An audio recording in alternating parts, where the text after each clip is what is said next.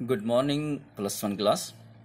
तो हमने last day किया था कि the factor on which the formation of ionic bond depend, यानी ऐसे फैक्टर्स जिनके ऊपर आयनिक बॉन्ड का बनना डिपेंड करता है। जैसे हमने बात की थी formation of cation, formation of anion and electrostatic force of attraction between the cation and anion. तो देखें, हम इन चीजों के बारे में आगे और डिस्कस करते हैं। The formation and the strength of the bond depend upon the following factor.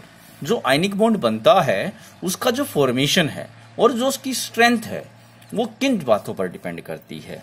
तो जैसे कि हम बात करते हैं नंबर 1 आयनाइजेशन एनर्जी। तो आयनाइजेशन एनर्जी जितनी ज्यादा कम होगी उतनी जल्दी हमारे पास कैटायन बनेगा। तो पहला फैक्टर क्या आ गया, आयनाइजेशन एनर्जी।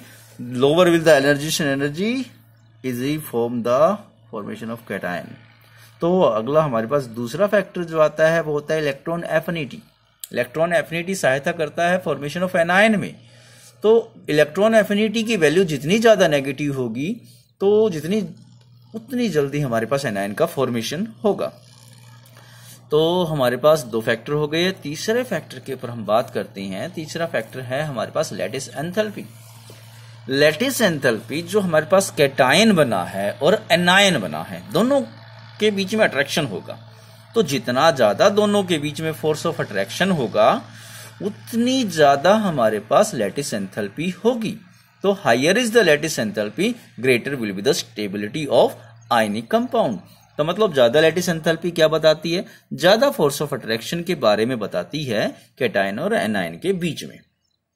तो अगला हमारे पास इसी में ये हमारे फॉर्मेशन एंड स्ट्रेंथ के फैक्टर थे हमारे पास। तो चलो हम आगे बात करते हैं कि भाई लैटिस एंथैल्पी है क्या। तो what is the lattice enthalpy and name the factor on which lattice enthalpy depend. ऐसे कौन से फैक्टर है जिनके ऊपर लैटिस एंथैल्पी डिपेंड करेगी। तो लैटिस एंथैल्पी क्या हुई, it is the amount of energy which release when cation and anion attract to each other. तो ये वह एनर्जी होती है जो रिलीज होती है। देखिए, हमने पीछे बात की थी कि अगर कोई भी मॉलिक्यूल बनता है तो उसके बनने में जितनी ज्यादा एनर्जी रिलीज होगी या फिर जितनी ज्यादा एनर्जी डाउन जाएगी, घटेगी उसकी एनर्जी, वो उतना ज्यादा स्टेबल होगा।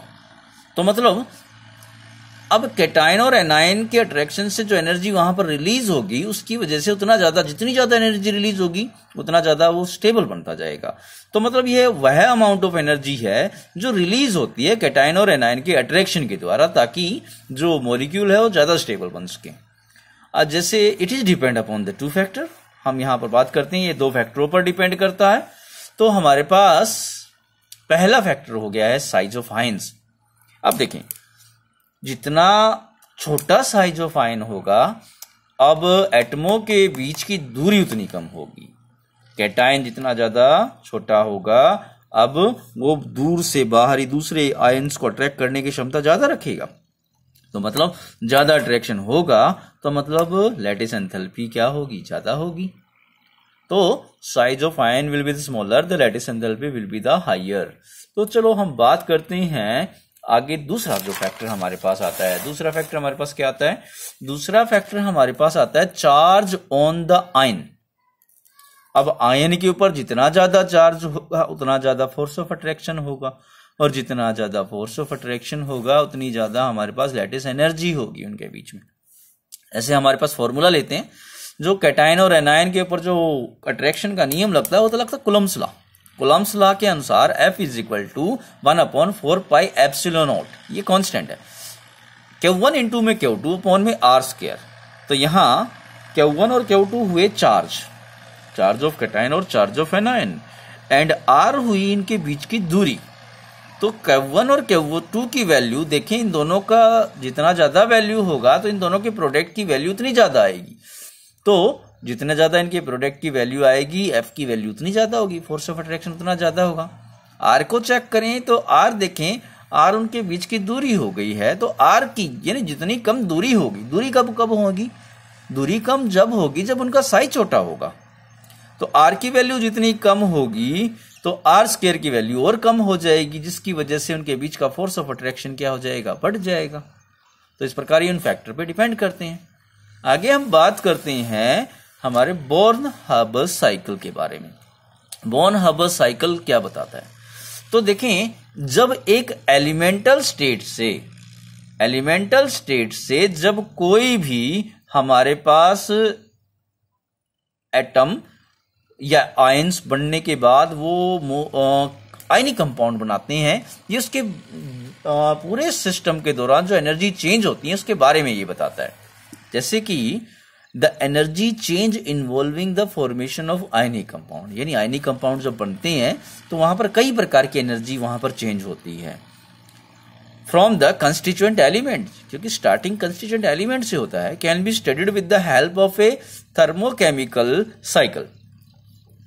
हम इसे एक थर्मोकेमिकल साइकिल के से यहां पर स्टडी करते हैं, तो इस साइकिल को हम कहते हैं बोर्न-हार्बर साइकिल। जैसे ये एग्जांपल लेता है NaCl।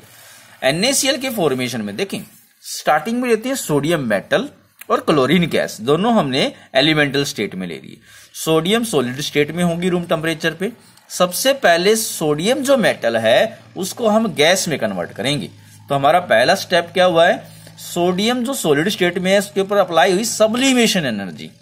सब्लिमेशन एनर्जी अप्लाई करेंगे तो सोडियम सॉलिड से गैस में चला जाएगा। फिर उसके बाद क्या करेंगे? जो क्लोरीन गैस है उसका एटोमाइजेशन करेंगे, यानी अलग अलग एटम में तोड़ेंगे। जैसे Cl और Cl है, उसके बॉन्ड को तोड़कर उसे एटॉमिक स्टेट में ले जाएंगे। तो यहां पर बॉन्ड एनर्जी भी लिख सकते हैं और एंथैल्पी ऑफ एटोमाइजेशन भी लिख सकते हैं, क्योंकि यहां पर अलग अलग एटम में तोड़ रहे हैं। याद रखें कि हमेशा bond energy enthalpy of atomization नहीं होगी, ठीक है। तो यहां पर इस केस में वो एटम में चला जाता है, इसलिए ये बॉन्ड एनर्जी, ये वाली bond energy enthalpy of atomization भी कहला सकती है। तो यहां पर Cl और Cl बॉन्ड तोड़ते हुए किस में चले गए हैं? Cl का बॉन्ड टूट गया तो Cl गैस स्टेट में थे और गैस एटॉमिक स्टेट में चले गए। अब तीसरी बात क्या करेंगे? जो सोडियम गैस स्टेट में गया है हम उसे कैटायन में बनाएंगे। कैटायन बनाने के लिए हमें उन्हें देनी पड़ेगी आयनाइजेशन एनर्जी। तो सोडियम जो है हमारे पास, सोडियम एटम को आयनाइजेशन एनर्जी दी गई जिससे सोडियम कैटायन बना और इलेक्ट्रॉन रिलीज हुआ। अगले स्टेप में जब ये वाला इलेक्ट्रॉन क्लोरीन को हम देंगे तो इसे देने के लिए आता है इलेक्ट्रॉन एफिनिटी, जो एनर्जी यहां से निकलेगी। तो क्लोरीन एटम यहां से अब कुछ एनर्जी निकालेगा और इस इलेक्ट्रॉन को एक्सेप्ट करेगा और क्लोराइड आयन बना देगा। इलेक्ट्रॉन एफिनिटी यहां पर रिक्वायरमेंट होती है। और पांचवें स्टेप में यहां पर देखें, जो सोडियम का कैटायन है और क्लोराइड का आयन है, ये इन दोनों के बीच में फोर्स ऑफ अट्रैक्शन होगा, इलेक्ट्रोस्टैटिक फोर्स ऑफ अट्रैक्शन, जिससे NaCl जो मॉलिक्यूल होगा वो बनेगा। इसके लिए हमारे चाहिएगी लैटिस एंथैल्पी। तो ये हमारे पास बोर्न-हार्बर साइकिल था। तो आज के हमारे पास यही टॉपिक रहेंगे। अगले टॉपिक के साथ हम नेक्स्ट डे अपने वीडियो के साथ आएंगे।